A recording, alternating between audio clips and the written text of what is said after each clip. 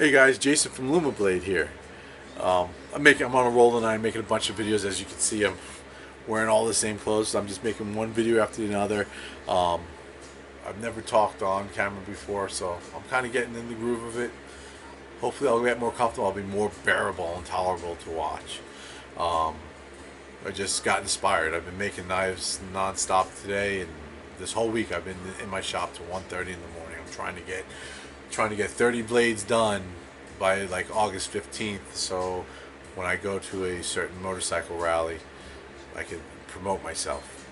Anyway, this video today is going to be a quick shop tour. It's going to be a little bouncy because I don't have one of those real nice, handy cam selfie sticks, and I'm going to walk around with my tripod. As the success of this YouTube channel goes, I will put more into it. Right now I'm just using an inexpensive camera. So anyway, a borrowed camera actually. My last video I talked to you about how to get started in the knife making, the tools. It wasn't super comprehensive. It was more of my story of how I got started. Of course, there's other tools you're gonna need. You're gonna need some equipment, not equipment, but something. You need some basic hand tools. I'll lay all that out for you guys in another video. You need a set of files. You need Sharpie markers are good to have. A scribe is good to have. You need drill bits. You need, a drill, that thing. But that's not what this video is about. This video right here is just going to be a basic shop tour. And remember, I started with just that 2x42 grinder. That's all I started with. And I had an old Dayton that was my grandfather's. And I'll take you over there if you guys want to come with me. So this little 1x30 Dayton, that's what I had. The 1x30 Dayton. And okay, so well, that was as good a time as any. Okay, so this is my workstation right here. So this is my basic workstation. I just got all my stuff. I got blades hanging up on a magnet. That magnet's a real great thing to have. Those are unfinished blades. And then I got my big nasty mess, which I should have cleaned up beforehand, but I just got inspired and I didn't want to spend time cleaning. I got this little tool caddy thing that holds various miscellaneous little tools that I grab for. And then of course I got my tools all over the place. I've got this Husky Cabinet, which is a real nice cabinet. I keep all my stuff in there, everything I need. I keep one. Let's see what I got. I got my wood scale material, my Kydex rivets in this one.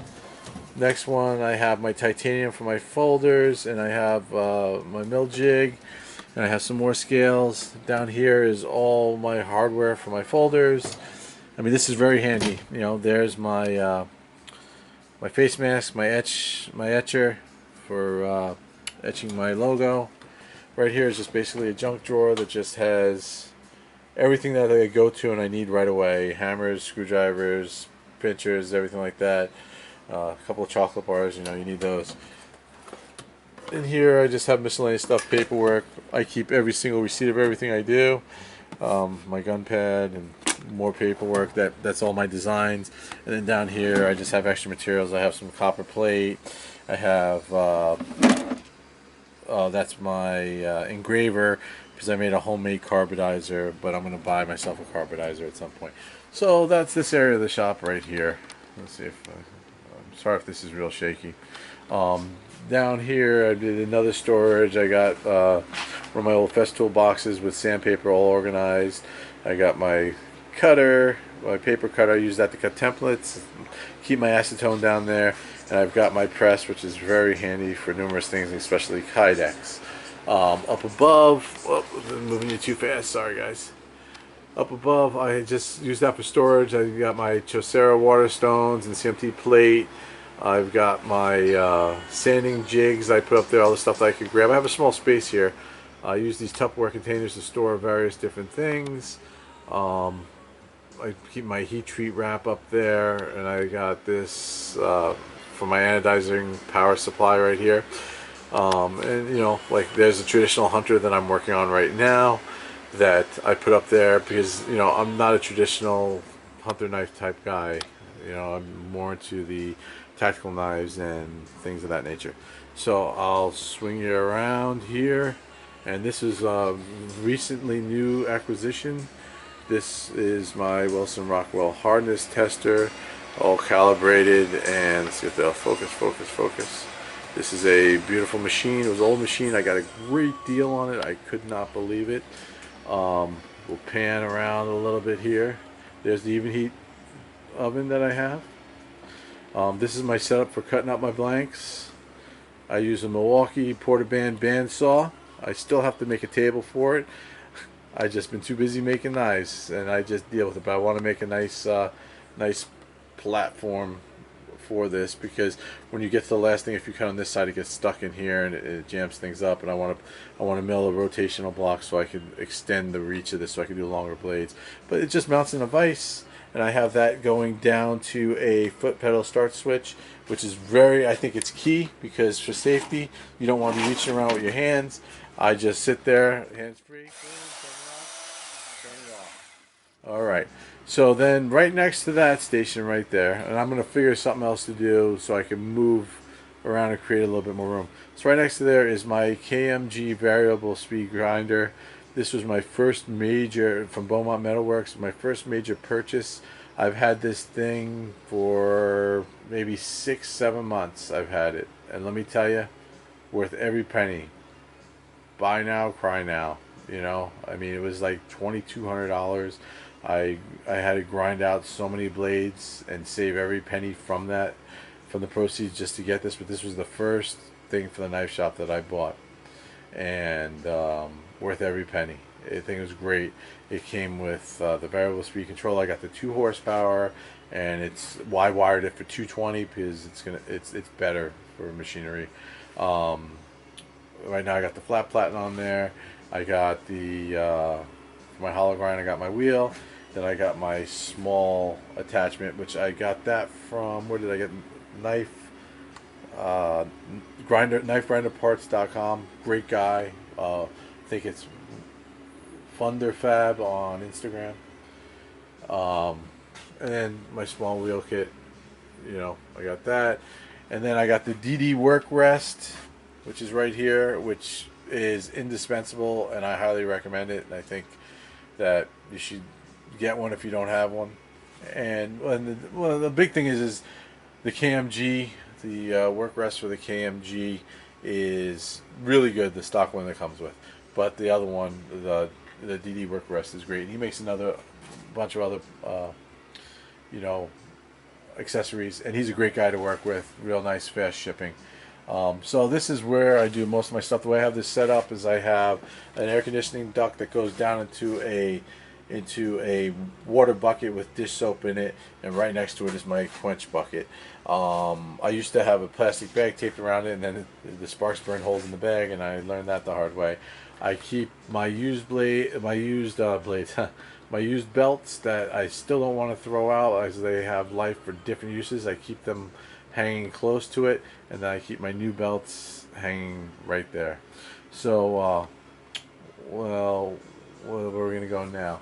Alright, so this is basically more than what you need for sure to get started. You know, I've been building this slowly. Let me go. And then I got the drill press. This drill press right here, we'll go out here, why not? This drill press right here is old. I paid $50 for it at the garage sale, and I just, you know, I rigged it because the return spring's on, so I did it with a bungee cord. I don't care. The thing has very little run out, and it's a real good press. That vise, it's an XY, you know, cross slide vise. It was my grandfather's. My dad had it in the basement kicking around, and I cleaned it all up. Now we'll get into the folders out here. That's my dust collection unit, and there's my my compressor. Excellent compressor, Husky Pro. Excellent 2-stage cast iron. Excellent compressor. So this is my manual milling machine right here. I had to search. It's the Bolton. It's a ZX45, which is a clone of the Rongfu 45. Everything's made in China now. It's a good mill. It's powerful. It's I had to weld together my own stand because I didn't want to pay the extra $500 for the stand. But in another video, when I tell you how much I paid for a stand, you're gonna wonder why I didn't just buy this one. I opted to put the money into a nice Kurt vise, and I use this for many different things, many different operations, in, you know, making folding knives and in making fixed blade knives. You know, I do things, makes things easy, you know, like making a fuller and doing the jimping. Makes it easy, done deal. Right here is another one of those Husky cabinets. This is specific to my tooling with my Kennedy box. That was my grandfather's also, but specific to my tooling for milling. And here, I'll give you a quick pan of the motorcycle room. So there's my 1190 Adventure, one of the best bikes ever made. And under them towels are my race bikes, my Husaberg 450 and my T300 two-stroke. We'll get some video of that. And out here is my daily Thrasher. It's a KTM 690. I love this thing. This thing will wheelie all day long. So anyway, let's bring it back here. So we're going back into the shop. Now bring it to this section of the shop, and like I said, most of this stuff is right here is a surface grinder. You ask, well, this guy's got all kinds of crap for knives, and he's saying that we could do the knives. Well, yes, you can. I opted to do this because I want to take this to the next level. And I don't know, is this fan too loud? Let me shut the fan off. I want to take it to the next level. Okay, I want this to be a real business. It already is a business, but I want it to be real. So with that, I'm not afraid to invest in tooling. So this is a Sanford Manufacturing benchtop grinder. It's a tiny little grinder. I bought it specifically for doing folding knives. They're pretty rare to find in working order, and I got lucky. I bought this off an old machinist in New Jersey that had it and just wanted to get rid of it. And I use it for surface grinding my folders, because with folders, flat is everything. Flat is key. And we'll talk about that later. Then I needed a, this is my mini drill press. It's a Harbor Freight Central Machinery 5-speed bench press. So I'm drilling, you know, 256 holes in tapping in titanium, which just snaps stuff. Titanium work hardens and it grabs and it just snaps bits like they're toothpicks. So I needed something that was small and high RPM. That's high RPM, Harbor Freight, okay? It even has a little light. You know what? Say what you will about Harbor Freight, but for the 45 bucks that I spent with that and the use that I got out of it, I couldn't have paid a machine shop to drill the holes for that. And it's still going. And when it goes bad, I'll just go back and buy another one for the cheap stuff like that. So we'll pan around here. This is one of my CNC. This is my CNC Shark. I use this to make signs. I make different things. Like I said, I'm into everything. I'll do another video on this. This is a, let's see. This is a sailboat that I carved out of it. I did one of these for one of my friend's beach houses. And, you know, I got all artistic and I painted it and did all that stuff. But, you know, I carved that with it. As you can see, there's the outline. I made a friction folder. I made it out of wood first to make sure everything was going to work, because I was scared to waste metal. That was back in the day. Well, not that long ago, but that was back when I cared. This is just woodworking stuff, which has been just shoved into the corner, because all my jobs have been site jobs lately. So I got, you know, I got big goings on that's happening here. I just, this spot here, I've got a hinge mortiser and a molding machine where I make, you can see, like, there's some crown molding that I made.